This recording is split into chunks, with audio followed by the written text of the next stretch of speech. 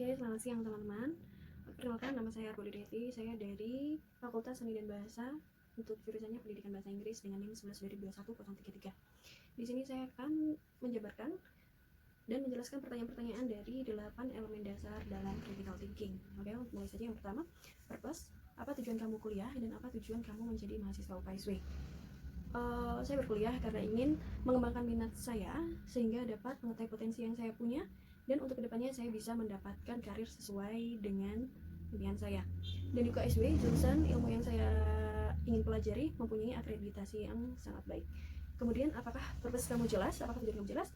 Saya ingin menjadi wanita mandiri dan ingin terus berkembang, sehingga dengan saya menambah ilmu saat berkuliah di UKSW, saya dapat terus berproses sampai saya mencapai tujuan saya. Untuk yang ketiga, apakah bisa tercapai? Dengan kesungguhan dan terus mendapatkan ilmu, tidak ada yang tidak mungkin untuk mencapai tujuan saya. Begitu pula disertai dengan usaha dan doa. Oke, untuk yang kedua question, kenapa kamu ingin kuliah? Apa yang terjadi jika kamu tidak kuliah? Oke, biarpun ilmu bisa didapatkan dari mana saja, tetapi menurut saya, dengan berkuliah proses dalam mendapatkan ilmu akan lebih detail, cepat, dan spesifik sehingga belajar akan lebih optimal. Kalaupun tidak berkuliah, masih bisa mendapatkan ilmu, namun butuh effort lebih dalam mencari keabsahan jawaban, sedangkan kuliah bisa dipandu oleh dosen yang pastinya sudah menguasai materi. Kemudian, apakah question kamu jelas? Sudah cukup jelas. Dan apakah dapat terjawab dalam kuliah ini? Jawabannya bisa, karena dalam 4 tahun pembelajaran di UKSW tentunya ilmu yang saya dapat bisa menjadi bekal saya dalam mencapai tujuan saya. Oke, dan untuk yang ketiga, konsep. Bagaimana kamu menjelaskan kuliah yang ideal itu? Oke, kuliah yang ideal adalah kuliah yang sesuai dengan kemampuan diri dan belajar kejuruan yang sesuai dengan minat, sesuai dengan apa yang kita mau, sehingga dapat menikmati dalam proses pembelajaran dan tidak menjadi beban. Kemudian yang kedua, apakah konsep relevan dengan purpose kamu? Dengan konsep tersebut, saya akan menikmati dan lebih antusias, dan itu memotivasi saya dalam mencapai goal saya. Dan yang keempat, tentang information. Dari mana kamu mendapatkan informasi tentang kuliah ideal itu? Informasi tersebut saya dapatkan dari pemikiran saya sendiri, sesuai dengan keyakinan dari diri saya dan sesuai dengan apa yang saya konsepkan dalam mencapai purpose. Kemudian berilah gambaran atau contoh orang yang sukses menjalani kuliah ideal.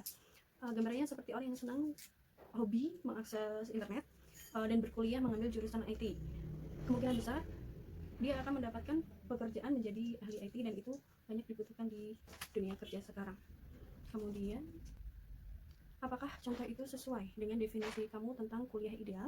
Ya, sesuai dengan penjabaran. Ketika kita menyenangi sesuatu, proses belajar tidak akan menjadi beban. Dan yang kelima adalah asumsi. Apa yang membuat kamu yakin bisa menjalani kuliah ideal? Bagaimana kamu definisikan? Ya, karena kesenangan pada sesuatu hal, maka kita akan terus mencoba mencari tahu dan mendalaminya sehingga mengetahui potensi kita, sehingga kita dapat mewujudkan tujuan kita. Kemudian, apakah relevan? Apakah keyakinan kamu relevan dengan konsep dan purpose kamu? Jawabannya relevan, karena hal yang diminati menumbuhkan rasa ingin tahu yang tinggi, kemudian mempelajari dan akhirnya mendapatkan tujuannya. Apakah fairness? Ya. Kemudian yang keenam adalah kesimpulan. Berdasarkan konsep information dan asumsi, apa yang kamu lakukan untuk mencapai purpose kamu? Oke, saya mengembangkan ketiga elemen tersebut dan saya terapkan dalam proses belajar sehingga mewujudkan purpose yang saya inginkan. Kemudian menjawab purpose dan question dari pertanyaan dan menggabungkan ketiganya, maka terbentuklah purpose. Itu adalah implikasi dan konsekuensi.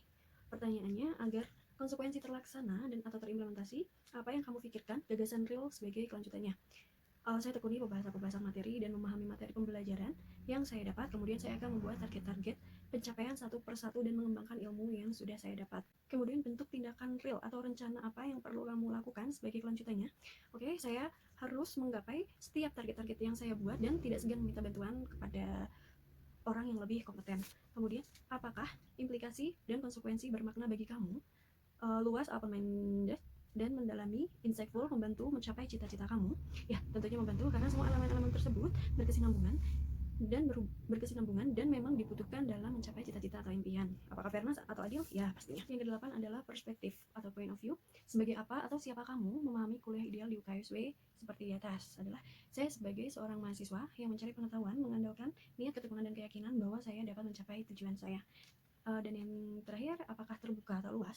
Sesuai yang saya pikirkan, masih bisa dikembangkan dengan pengetahuan-pengetahuan baru yang muncul. Apakah adil? Ya, pastinya adil. Oke, terima kasih teman-teman semua. Itulah jawaban-jawaban saya dari pertanyaan 8 elemen dasar dalam critical thinking. Terima kasih.